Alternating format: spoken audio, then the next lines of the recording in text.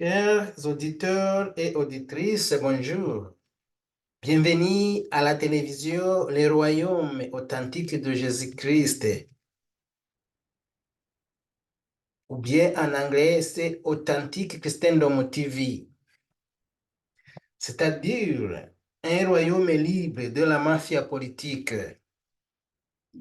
Cela ne veut pas dire que ma mission est de me battre avec les politiciens, mais plutôt leur rappeler ce que Dieu veut dans des situations qui approuvent l'Antichrist sous couvert des politiciens.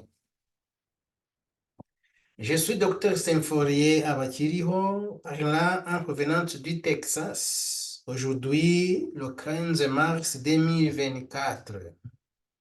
Excuse-moi. La fois passée, j'ai partagé avec vous des résultats de mes recherches approfondies sur la mafia derrière les Hébreux noirs de Havila. Aujourd'hui, je suis heureux de vous présenter les résultats d'une courte recherche sur le CICIBA, Centre international de civilisation bantou. J'ai choisi de faire cette présentation aujourd'hui le 15 mars parce que c'est le 42e anniversaire de CICIBA. Voici le titre de notre présentation. 42e anniversaire de CICIBA. Pourquoi le CAC, ou bien la Communauté économique des États de l'Afrique centrale, a mis à côté le CICIBA? On peut stopper, partager ça et je vais partager aussi ça. Le CICIBA.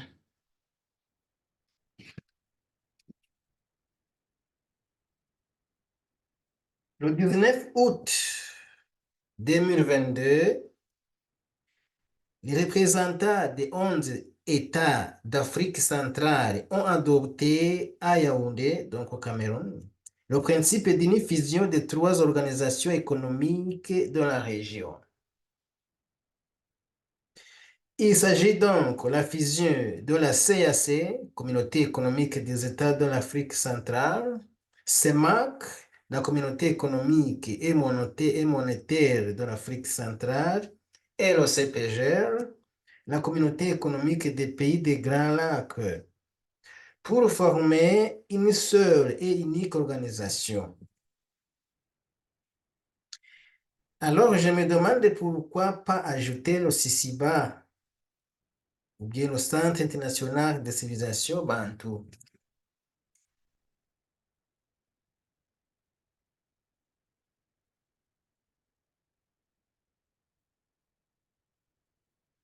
Je vous rappelle que la mission de CICIBA est aussi liée au développement de l'Afrique centrale, car sur la liste de ses objectifs, on y trouve un essentiel élément d'utiliser les valeurs bantoues comme instrument du développement. Je vous rappelle aussi encore que le Centre international de civilisation bantou, CICIBA, a été créé le 15 mars 1982 à Libreville par l'ancien président gabonais El Hadji Omar Bongo. Donc, CICIBA célèbre son anniversaire de 42 ans aujourd'hui le 15 mars 2024. Je vous rappelle aussi que le CAC a été créé le 18 octobre 1983 à Libreville aussi. Donc, un an après la création de CICIBA. Ça montre que Omar Bongo était un panafricain pur, malgré sa longue durée au pouvoir. Malheureusement, son initiative à travers CICIBA est presque morte après la mort du président Omar Bongo. Je peux vous montrer la photo. et vous allez juger si le Sisiba est encore vivant. Voici le bâtiment de Sisiba. Donc, le bâtiment est en ruine. Il faut faire quelque chose. Et c'est pourquoi j'intéresse le CAC à faire quelque chose pour sauver cette noble initiative.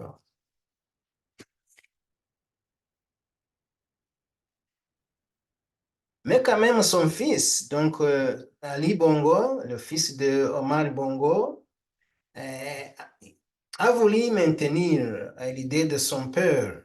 Alors, il a nommé un Congolais de Kinshasa, Antoine Manda Chebois, comme directeur général pour redynamiser le Sisiba, mais ça n'a pas tenu. Professeur Antoine Manda Chebois est la dernière personne à qui nous demandons les dernières nouvelles de Sisiba. Je peux aussi vous montrer ce monsieur.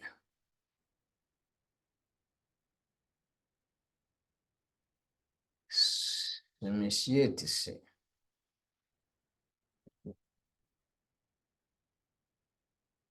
Voici le dernier directeur général de Sisiba. Nous lui demandons de nous donner les dernières nouvelles de cette organisation.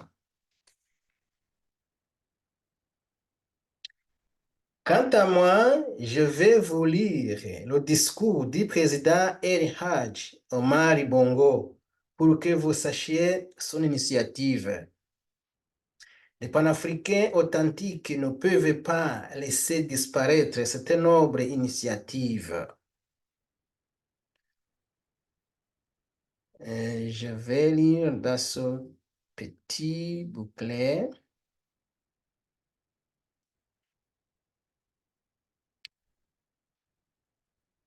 Le discours du président Omar Bongo se trouve dans ce petit livre.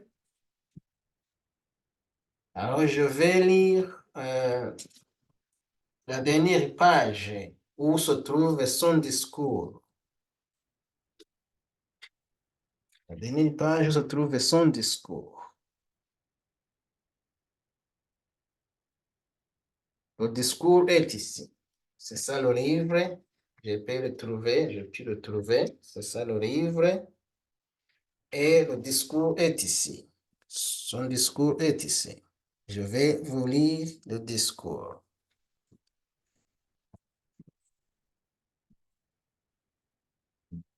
Voici donc le discours du président El Hadj Omar Bongo concernant le Sisiba.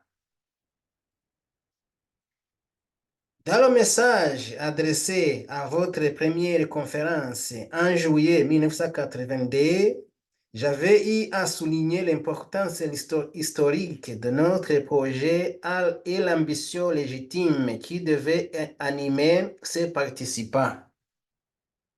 C'est le discours que je lis.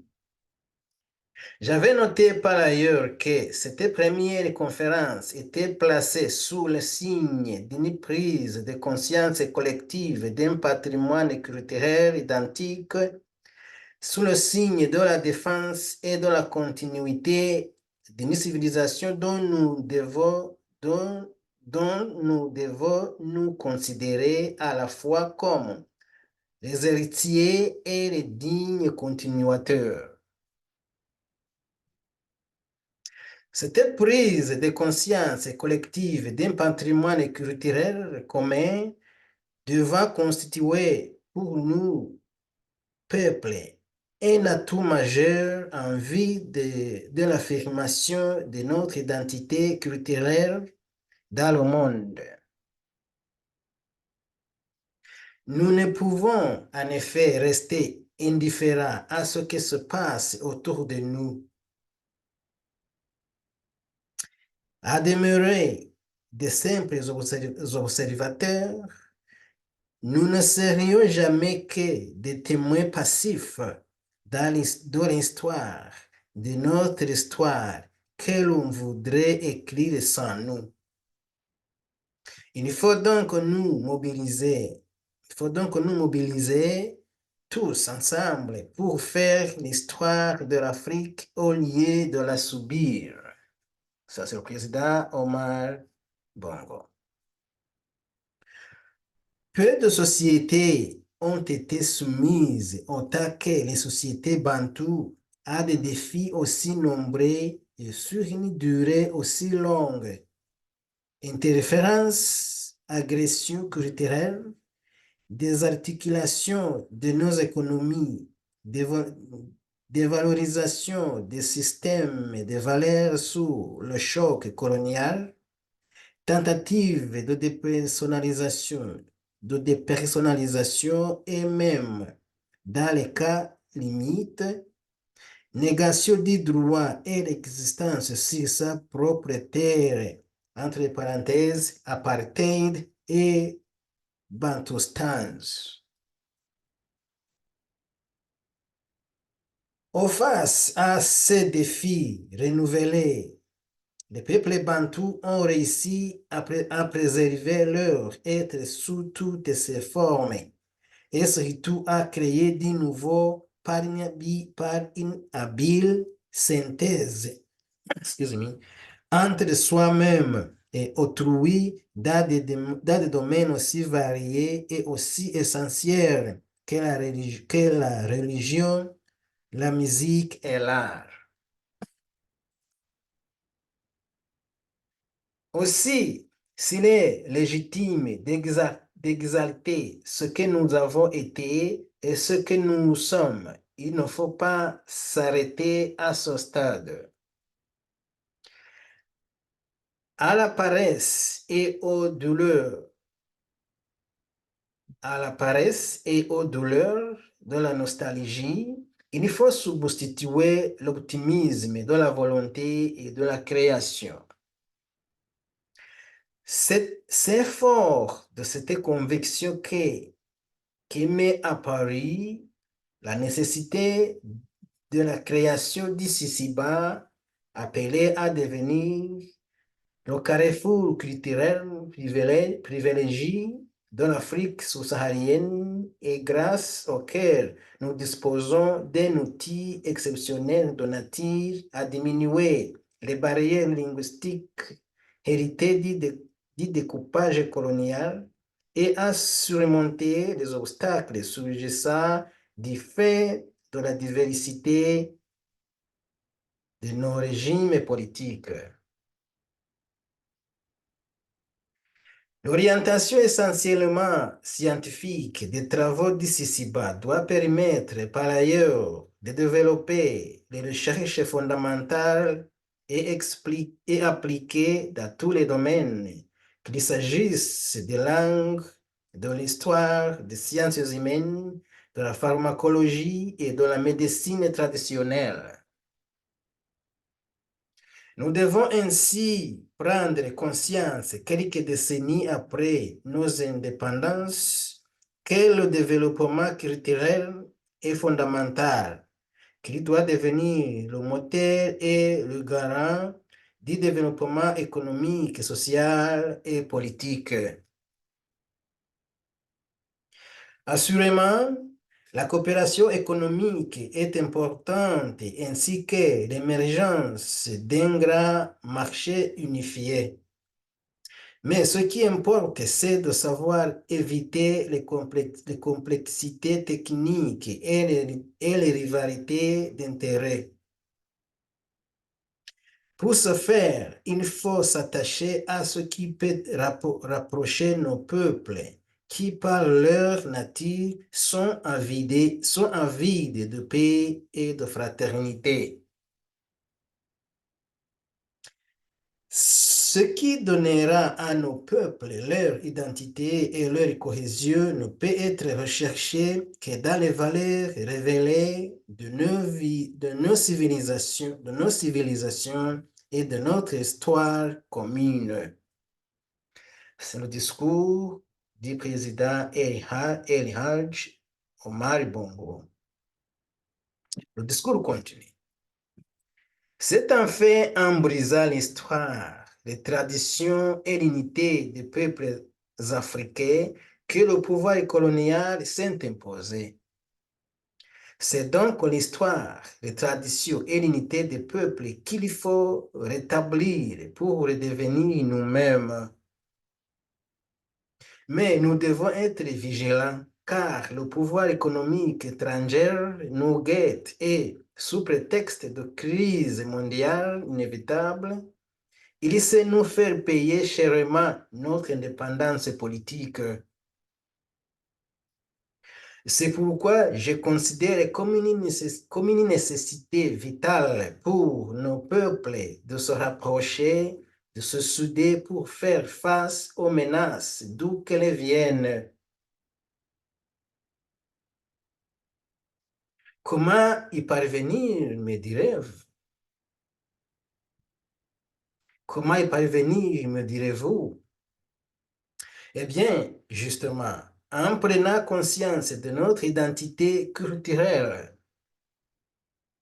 recherchons ce qui nous rapproche et nous réduirons alors progressivement les facteurs qui nous divisent et que certains esprits s'ingénient à manipuler pour mieux nous tenir à leur merci. Notre histoire et nos traditions doivent être considérées comme notre histoire et notre tradition doivent être considérées comme des symboles de continuité, symboles générateurs de force morale et d'espoir. L'espoir de transmettre à nos générations futures héritage culturel commun qui doit devenir le catalyseur de l'unité de nos États. Nos patries ne se construiront pas de l'extérieur par les seules lois du marché économique ou par des institutions importées d'autres civilisations. Nous devons nous défendre face à tous les périls qui nous menacent. Notre salut et notre avenir commun résideront dans notre capacité à consolider nos cultures, notre identité. L'Afrique ne pourra se faire que par des Africains. Ce qui nous manque le plus, c'est avant tout une conscience d'être nous-mêmes et d'être africains. C'est ça le discours du président El Hadj Omar Bongo.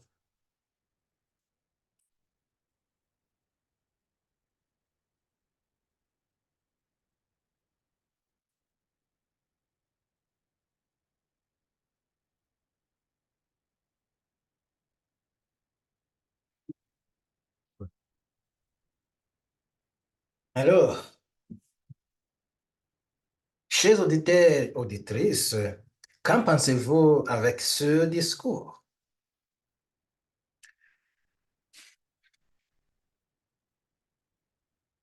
À mon avis, ce discours réanime panafricanisme authentique basé sur la solidarité bantou fort dans tous les domaines. Raison pour laquelle je suggère ou je propose l'intégration du Sisiba dans la fusion de CAC, CEMAC et le CPGR. Je m'adresse aux dirigeants africains, surtout aux dirigeants de l'Afrique centrale. Je demande aussi au CAC d'améliorer et fortifier la sécurité pour garantir une durable économie de la région. C'est inquiétant que le CAC n'a pas de forces militaires actives pour anéantir ou éradiquer les terroristes dans la région. Il y a une force africaine qui opère comme mercenaire des impérialistes. Nous avons vu, excuse-moi, nous avons vu cette force récemment en RDC, où au lieu de soutenir les FARDC, l'armée congolaise, cette force a soutenu le M23 qui a pour mission de balkaniser la République démocratique du Congo. La même force se trouve au Mozambique et au Centrafrique dans une manière d'infiltration mystérieuse. La présidente de la Tanzanie avait montré ses inquiétudes avec la présence de cette force à la frontière de la Tanzanie. À ce sujet, je demande au CAC de fortifier sa force multinationale de l'Afrique centrale nommée FOMAC en sigle. Si sa force ou FOMAC était efficace, l'infiltration par la force des balkanisateurs ne devrait pas voir le jour dans la zone de CAC. Et d'ailleurs, FOMAC devrait travailler avec la force de la SADC au Mozambique au lieu de laisser la région infiltrée par la force sanguinaire, la force bien aimée par les impérialistes. J'insiste donc à la formation de cette force, donc la formation ou la fusion ou la force FOMAC et SADC pour protéger l'Afrique contre les balkanisateurs. Chers auditeurs et auditrices, frères et sœurs, aujourd'hui c'est le 42e anniversaire de Sisiba, Centre international des civilisations bantoues. Soyons fiers de notre identité et notre culture. Protégeons notre culture bantoue. Protégeons notre terre. Protégeons, pardon, protégeons notre richesse contre les envahisseurs. Que Dieu bénisse et protège les Bantous. Chers auditeurs et auditrices, rejoignez-moi à la prière.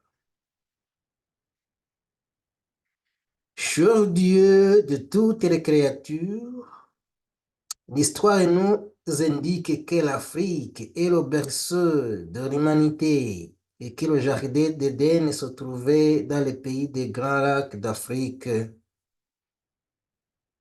Cher Dieu, merci pour ce privilège. Cher Dieu, je te prie de lever les dirigeants panafricains pour protéger l'Afrique des envahisseurs. Je prie au nom de Jésus-Christ, notre Sauveur. Amen.